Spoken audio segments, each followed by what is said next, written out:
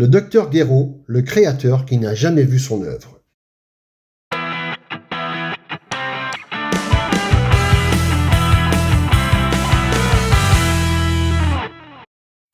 Le docteur Gero est souvent présenté comme le créateur de Cell.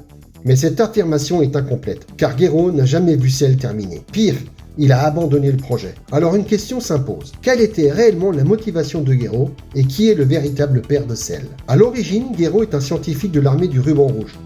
Quand Goku détruit cette armée, Gero perd tout. À partir de là, une seule obsession subsiste. Se venger de Goku. Tous ses travaux ultérieurs, Android, Cyborg, Cell, ne servent qu'à un objectif.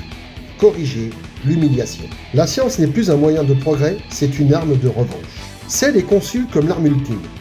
Une entité biologique capable d'absorber les forces des plus grands guerriers. Mais le projet a un défaut majeur. Il prend trop de temps. Des décennies de collecte d'ADN, une maturation lente, un résultat imprévu. Gero est obsédé par le court terme. Il veut une victoire maintenant, alors il fait un choix capital. Il abandonne le projet Cell. Gero mise alors tout sur les androïdes 17 et 18.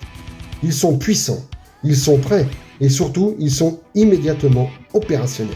Mais Gero fait une erreur classique. Il croit contrôler ce qu'il crée.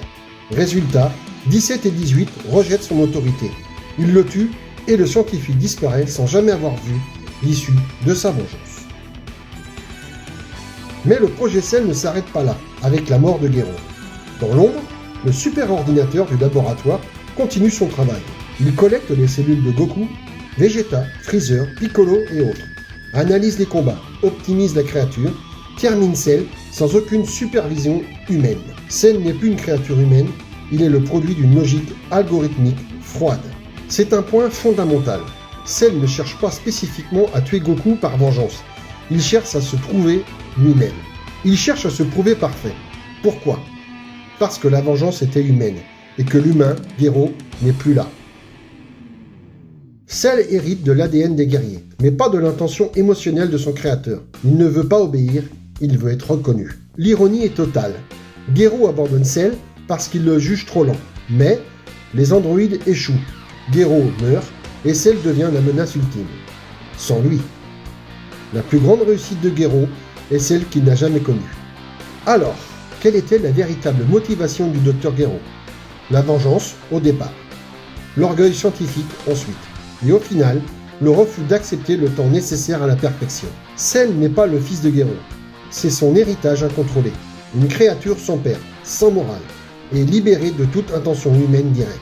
Et c'est précisément pour cela qu'elle était si dangereuse.